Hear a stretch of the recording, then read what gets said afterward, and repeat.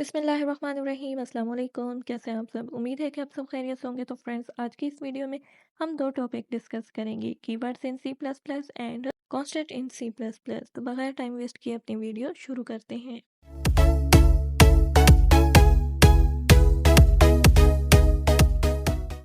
Keywords in C++.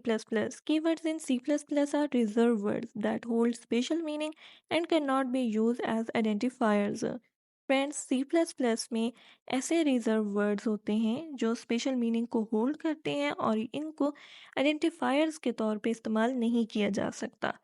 ठीक हो गया। कीवर्ड्स सी प्लस प्लस में ऐसे रिजर्व वर्ड्स होते हैं जो स्पेशल मीनिंग को होल्ड करते हैं और इनको आइडेंटिफायर्स के तौर पे इस्तेमाल नहीं किया जा सकता।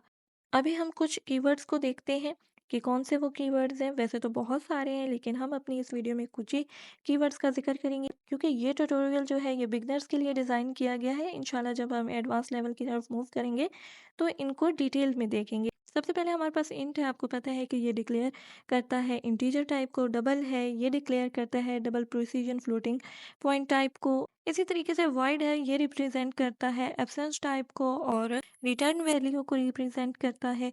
इफ़ एल्स जो है ये कंडीशनल स्टेटमेंट के लिए इस्तेमाल होते हैं। फॉर वाइल डू जो है ये लूप कंस्ट्रक्ट्स के लिए इस्तेमाल होते हैं।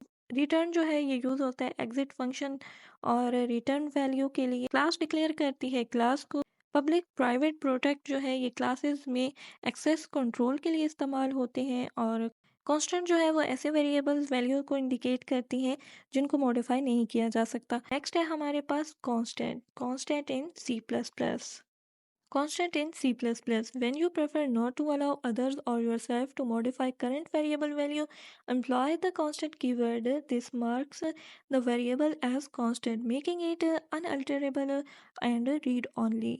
कांस्टेंट कीवर्ड्स का आप तब इस्तेमाल करते हैं जब आप किसी दूसरे को या खुद को अलाउ नहीं करते कि वो जो करंट वेरिएबल वैल्यू उसमें कोई चेंजिंग लाए। ठीक है, तो तब आप कांस्टेंट कीवर्ड का इस्तेमाल करते हैं। ये अनअल्टरेबल होते हैं, सिर्फ इनको रीड किया जा सकता है।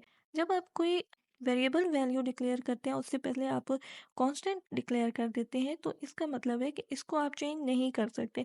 अभी जैसे आप देखें, constant int my num equals to 14 semicolon. My num will always be 15। Sorry, यहाँ पे 14 है।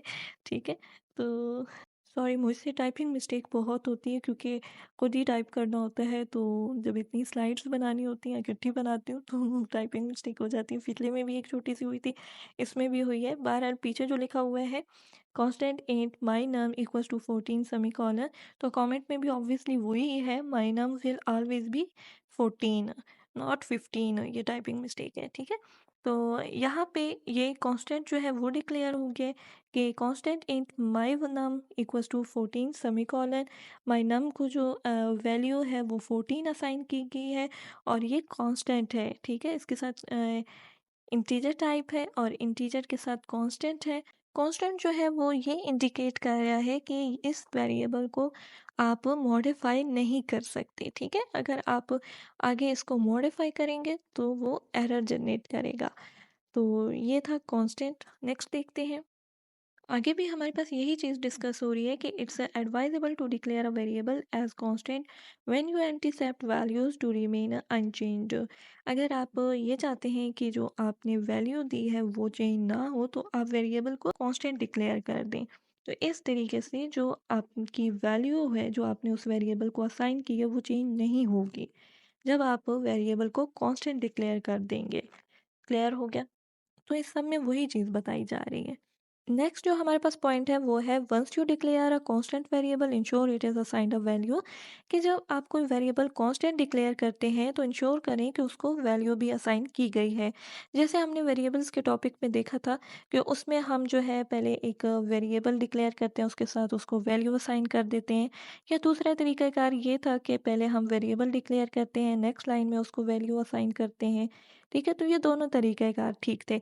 लेकिन कांस्टेंट के मामले में ऐसा नहीं है। वेरिएबल को जब आप कांस्टेंट डिक्लेयर कर देंगे तो फिर उसके साथ ही उसको वैल्यू असाइन करनी है। अगर आप नेक्स्ट लाइन में उसको वैल्यू असाइन करेंगे तो वो एरर जनरेट करेगा और वर्क नहीं करेगा। ठीक है, वो गलत माना जाएगा। तो उम्मीद है कि आज का टॉपिक आप लोगों को समझ आया होगा। मिलते हैं नेक्स्ट वीडियो में, अपना बहुत सारा ख्याल रखिएगा, तब तक अल्लाह हाफ़िज़।